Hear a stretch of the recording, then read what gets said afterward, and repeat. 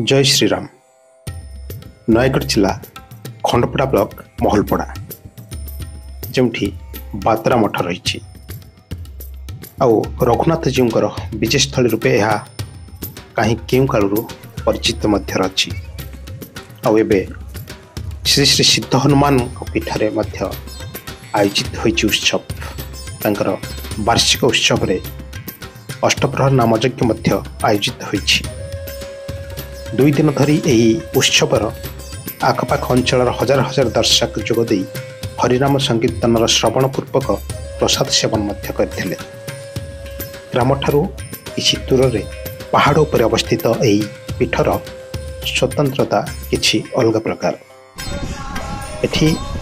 प्राकृतिक दृश्यराज उपभोग करने सहित सुंदर मनोरम परिवेश को मध्य अन्यान्य दर्शक मानक एठाकू टाणी आनी थाए। तेबे किभଳି थिला ये उत्सव आसंत देखिबा।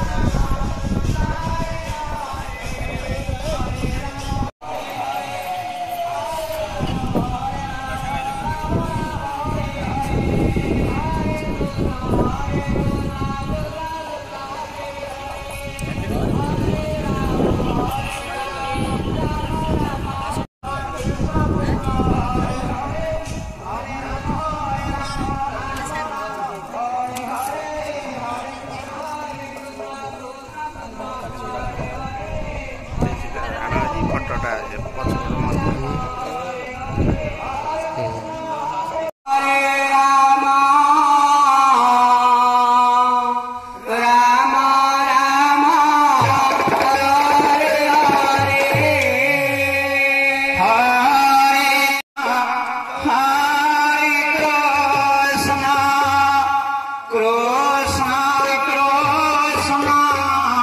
Hare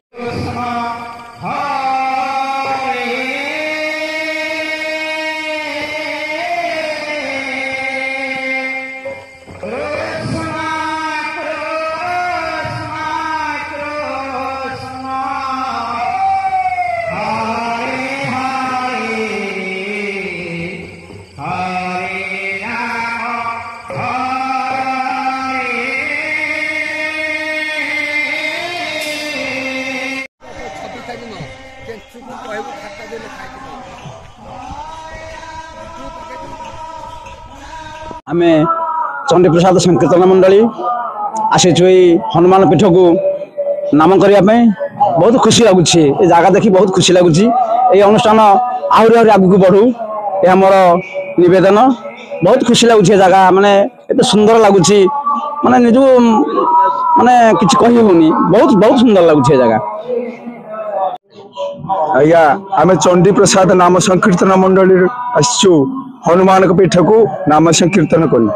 आमको ये देखी उत्सव आमको बहुत भल लगे ये झरणा आज्ञा अच्छी ये मठ मंदिर सब ये खुशी लगे आज्ञा। मो ना काशीनाथ प्रधान आमर घर महुलपड़ा को लगे आमर गोटे पहाड़ अच्छी ता ना हूँ बात्रा पहाड़ से बात्रा पहाड़ रे पूर्व पुरुष प्रथम रघुनाथ मंदिर थिला